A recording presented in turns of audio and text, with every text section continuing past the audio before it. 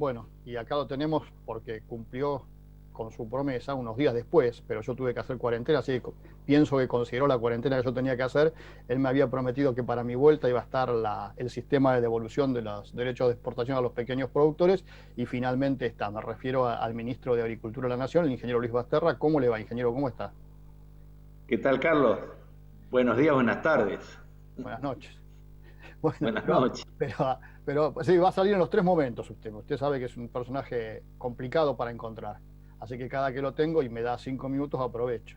Y esta vez en realidad se lo estoy dando porque cumplió, ¿no? A pesar de que alguna gente dice que no, yo creo que cumplió. Le va a devolver a los pequeños productores lo prometido, ni más ni menos. Efectivamente, nosotros habíamos intervenido cuando se debatió la ley de emergencia sobre fines del año pasado y habíamos propuesto la inclusión de un tratamiento diferencial para los pequeños y medianos productores en caso de que hubiera una modificación en el esquema de derechos de exportación respecto a lo que había quedado vigente al momento de la actualización al asumir el gobierno en diciembre del año pasado. Y efectivamente, en marzo, cuando sale el decreto reglamentario de los derechos de exportación, se dispara este mecanismo mediante el cual hubo un incremento en la soja y sus subproductos, en el resto quedaron iguales o se bajaron, y dado que ocurría la condición para disparar este procedimiento, comenzamos a interactuar con los distintos sectores para definir cuál era el mejor mecanismo que pudiera complementar de manera diferenciada la asistencia a aquellos productores del cultivo que había tenido incremento en los derechos. Y esto es lo que concluimos durante el fin de semana, se firmó la resolución y en el día de ayer, de hoy, se publicó en el boletín oficial, el día de hoy. Ahora, las críticas que te hacen son, primero, que llega tarde, y segundo, que es una miseria. Vos que hablaste en marzo e hiciste la promesa, ¿es distinto a lo que habías prometido? En absoluto, es exactamente lo que prometimos. Fíjate que está calculado sobre derechos. Acá lo que se compensan son los 3 puntos de incremento de 30 a 33. No es que se están compensando los derechos de exportación. Por lo tanto, la fuente de recursos a la que apelamos es a ese 3%, que en definitiva es lo que genera un modelo de redistribución hacia el interior de los sistemas productivos. Cualquier productor sabe que no es lo mismo tener un parque de maquinaria o una escala de 2, 3, 4 mil hectáreas a tener 50, 70, 100, 150, 200 hectáreas. Este debate nosotros lo hemos dado en la Cámara de Diputados al momento de la sanción, digamos, de la ley, y lo dimos posteriormente, no con todos los integrantes de la mesa, porque en realidad tanto con INAGRO como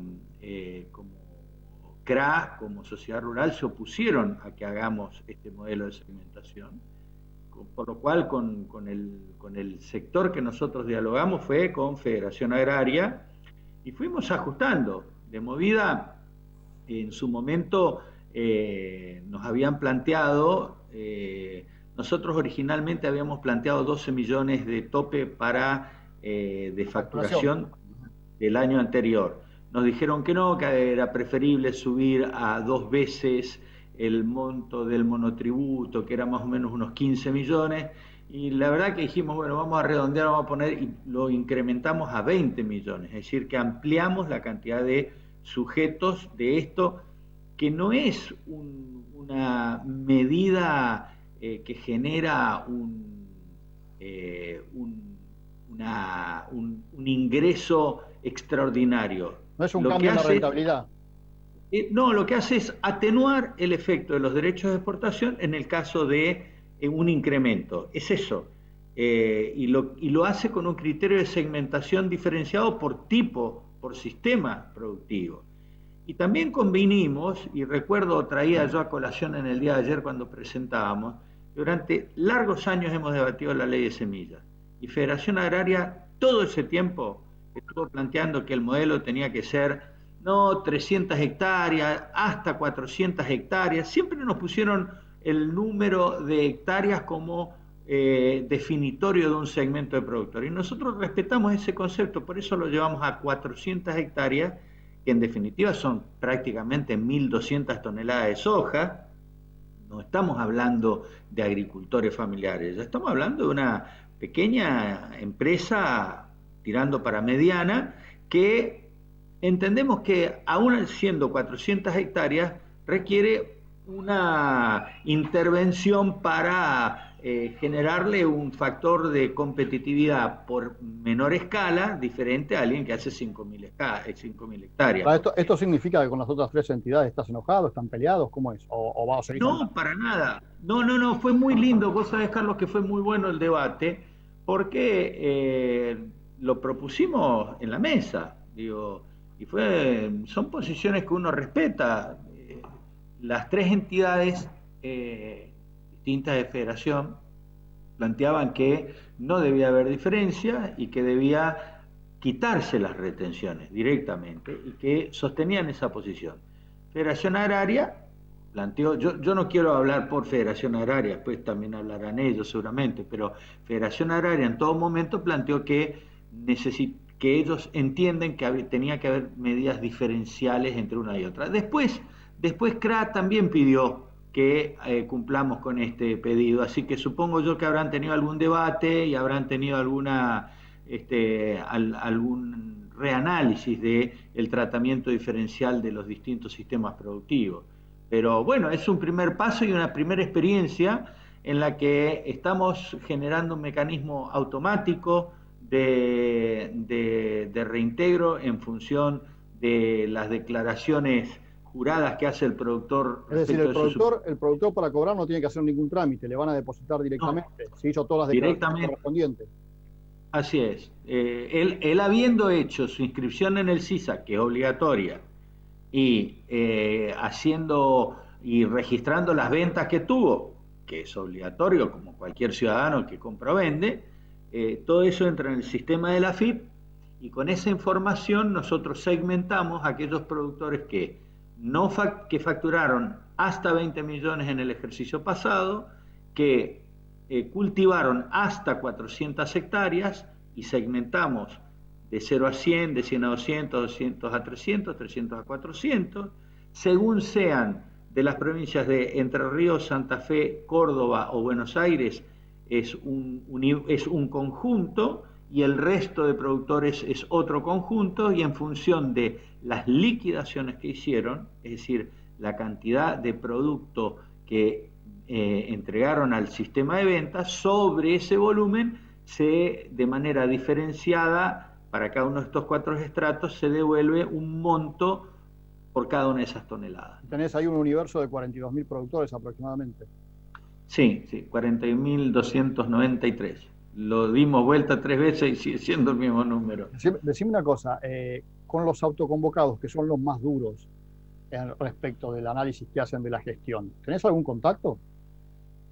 Hemos hablado varias veces, sobre todo han venido acá. Yo he tenido diálogo cuando definimos las retenciones, los derechos de exportación, hemos tenido contacto. Pasa que como tales son autoconvocados, pero no tienen un nivel de organización que uno puede decir, estoy hablando con el interlocutor correcto, pero yo hablo con todo el mundo. Acá han venido varios grupos de autoconvocados, del norte de la provincia de Buenos Aires, del sur de Santa Fe, de Tucumán, digamos, el grupo de ACNOA, de los productores del norte también, que gracias a esa interacción, que no lo dicen por ahí, pero yo les recuerdo que nosotros bajamos Girasol, bajamos al 7% gracias a la interacción que tuvimos, porque con Macri estaban al 12%, digamos. Es decir, nosotros las bajamos.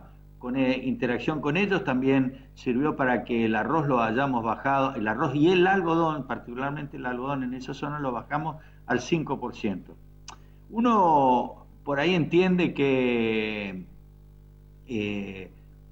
muchas veces todo parece poco, pero cuando uno está en gestión y logra determinados avances, íntimamente siente cierta satisfacción de aceptar, dialogar en todas las circunstancias. Aunque parezca que está compleja la situación, nosotros dialogamos, escuchamos y tomamos decisiones como son estas de haber, en esos casos, haber bajado los derechos de exportación y en el caso de la soja, haber hecho esta diferenciación por región, ¿no? Tenemos mucho para hablar y me garantizaste que vamos a hablar un fin de semana largo. La última, más allá declararon algunas zonas de emergencia también, ¿no? Es decir, por sequía, por Sí, incendio. en esta semana se ha declarado la emergencia en la provincia de Córdoba, se amplió en la provincia de Chaco y también en la provincia de Corrientes.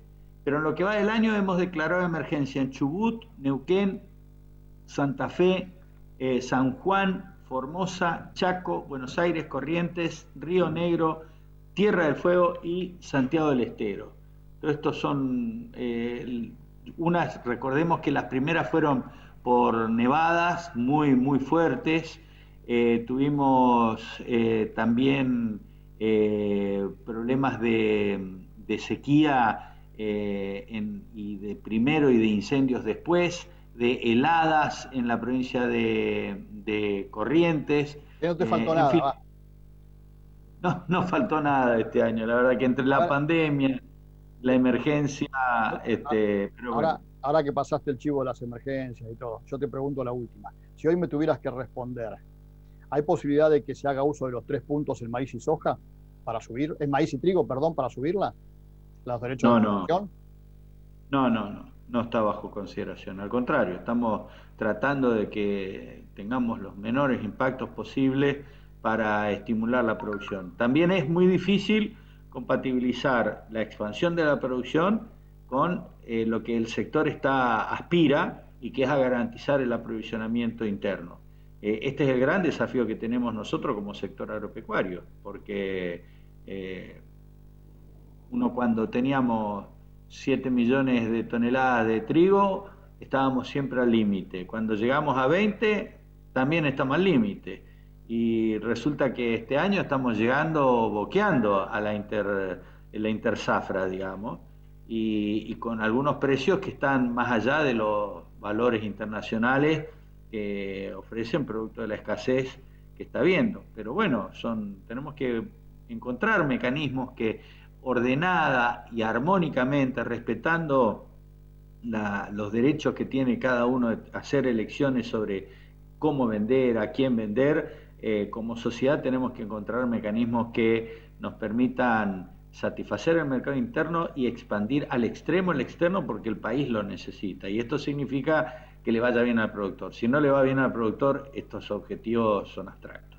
Entonces yo puedo poner de título esta noche, no está bajo consideración el aumento de los derechos de exportación de trigo y de maíz. Si todo el reportaje fue para eso, no hay problema. No, mirá, se me ocurrió ahora, pero ya está. Ya, yo lo pongo, ¿eh? Sí, por supuesto que sí. Mirá que va a quedar, Poneme... va a quedar grabado, ¿eh? yo seguí más cargo de las cosas que digo. Bueno, te mando un gran abrazo. Gracias. Igualmente. Listo, Carlos.